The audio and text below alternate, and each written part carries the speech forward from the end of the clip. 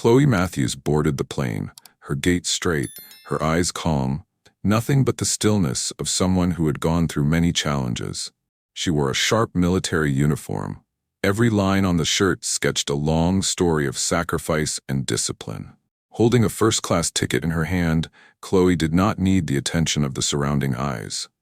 She was just a soldier returning home after a long mission, quiet and resilient. No one could know that behind those steps was a journey of endurance, of victories and long sleepless nights.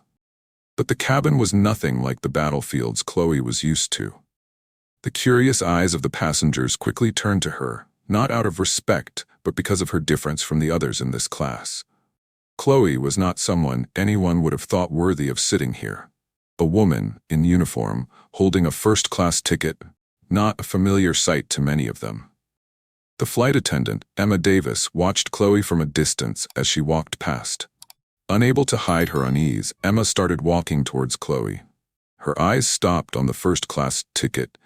Then, as if she couldn't bear the presence of a soldier in this area, she stepped closer. Emma's eyes swept over Chloe again, her gaze scrutinizing and disdainful. She stopped in front of Chloe, then said, her voice cold, "Your seat isn't here. You don't belong in first class." Everyone in the cabin fell silent. A sudden silence fell over the space, as if everything had stopped for a moment. The luxurious seats suddenly felt unfamiliar. No one objected, only the tension in the air rose. Chloe didn't protest. She didn't say anything. Not a word, not a sound. She just turned, gently took her phone from her uniform pocket, and sent a short text. Her fingers flew across the screen. No one knew that the text she sent would change everything. A moment of calm, but containing a power that cannot be seen with the naked eye. The story begins. But what made everyone in the cabin stop and think was, could a quiet action, a small message, change a situation like this? Chloe Matthews said nothing when the call to move to the back of the plane rang out. She just bowed her head, her expression unchanging, betraying no emotion other than an inscrutable calm. That was how she had faced every challenge in her life. Silent, unyielding, never yielding to the words or looks of others.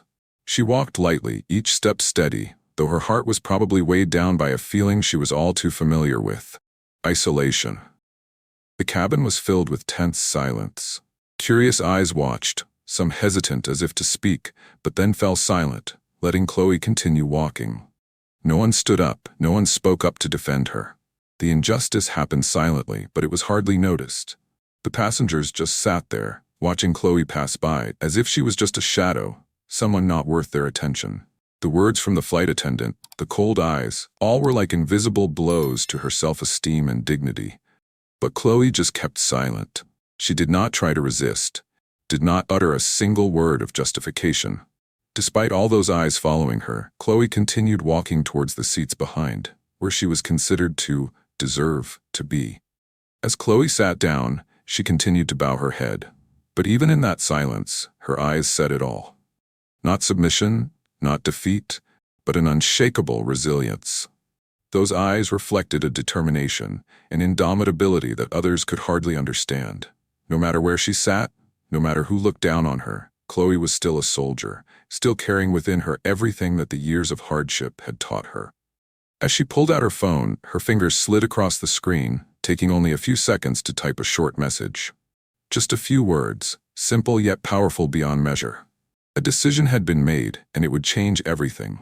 Not a rebellion, not an impulsive act, just a quiet act, but powerful enough to bring everything crashing down. When Chloe pressed send, no one in the cabin knew that, in that very moment, a major shift had begun, an outcome no one could have imagined. In the cockpit, Captain Michael Foster was preparing to bring the plane into a steady course when an urgent call came from the controls. The voice on the other end of the line so cold and decisive that it made him pause for a moment. There was no lengthy explanation, just a short command, but it carried a clear weight. You need to turn the plane around. Immediately. There is a serious problem involving a first-class passenger. Michael glanced at the controls, his brow furrowing as he responded briefly, then began adjusting the plane's course. Still unclear what was going on, but he knew this was no ordinary mistake. In the passenger cabin, Emma Davis walked through the rows with her usual confident demeanor, but deep down, A feeling of unease crept in. Not because she thought she had done anything wrong. It was just the way the woman, Chloe Matthews, left her first-class seat without saying a word.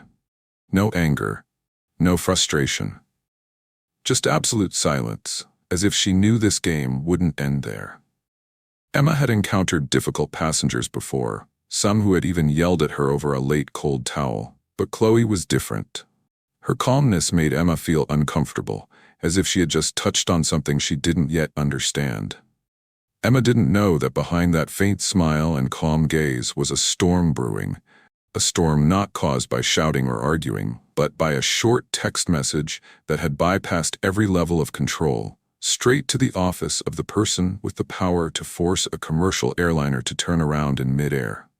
While she thought she was in charge, the truth was that Chloe had more than just a first-class ticket. She had a status that Emma would never have dared to utter had she known. As the plane began to descend, heading back toward the departure airport, something quietly changed in the cabin. No one said anything, but everyone began to sense that something was different. A few passengers exchanged uneasy glances, and scattered murmurs began to rise. Some looked out the windows, others at their watches. No one knew what was going on, but their intuition told them that this was more than a mechanical problem. When the captain announced that the plane would be turning back due to internal security reasons, a wave of anxiety spread. All eyes were drawn to one person, the woman in the back, who remained calm, as if she had expected everything to happen. And that was when the story began to drift away from those who thought they were in control. Chloe Matthews sat there in the back row, as still as a lake. She didn't look around, didn't react to the questioning eyes that were focused on her. She just tilted her head slightly toward the window, where white clouds were slowly dissolving in the early morning sunlight, and the view of the ground slowly appeared beyond the glass. No one knew that the woman in the uniform, her hand resting on her thigh, had just performed a simple action that had changed the entire order of this cabin, and perhaps the silent prejudices that had existed in the hearts of some people for too long. Chloe's eyes held no anger. They were calm and deep, the kind of depth only possessed by those who had been through too much, seen too much, yet still chose to wield serenity as their weapon. Something shifted in her slow breathing, as if there was nothing more she could do but wait. And she was waiting, not for revenge, but for the truth to speak in its fairest and most undeniable way. The scenery outside began to blur under the foggy windows, but none of the passengers noticed. Everyone was looking forward, where the atmosphere in the cabin had suddenly become heavy after the captain's announcement. No one knew what was going on, but the tension was spreading like electricity, touching everyone, leaving them with nothing but the strength to sit still and wait. Just like Chloe had been sitting still from the start. The plane touched down gently but firmly, and seconds after it came to a stop, a group of airport security personnel stepped onto the plane with solemn expressions. No one spoke loudly, no one ran, but the speed and precision of their movements silenced the passengers. Emma Davis stood still in the middle of the first-class cabin, looking around in confusion as if searching for a reasonable explanation for their presence. Before she could ask anything, one of the security personnel stepped forward, spoke briefly in a non-negotiable tone, and gently but firmly asked her to leave the plane. No one spoke. All the passengers turned their eyes to the flight attendant, who not long ago had been pacing the aisles with confidence and authority. Now she was the one bowing, her hands clasped in embarrassment, being led from the cabin like a minor character suddenly written off the stage. They watched Emma, not with gloating, but with a profound silence. The kind of silence that comes when someone suddenly realizes that everything they thought was obvious might have been wrong all along. And in that moment, as the door closed behind Emma and silence fell, everyone seemed to sense that something important had just happened, something not broadcast, not recorded in the flight plan, but that would reverberate long after the flight was over. Chloe sat there, unmoving, her gaze no longer directed outward, but fixed silently straight ahead.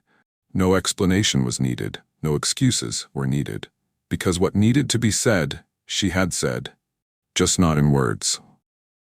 There was no word of complaint, No angry looks, no complaints, no gestures of resistance. When everything was settled and the plane door opened, Chloe Matthews simply stood up, quietly gathering her luggage as if she had just finished a normal journey. Still in her uniform, still calm and steady, she left the passenger compartment with the attitude of someone who had nothing to prove, because the truth had already proven itself, clear and irrefutable. The flight, which was meant to be a journey like any other, became one that everyone on board would remember for a long time.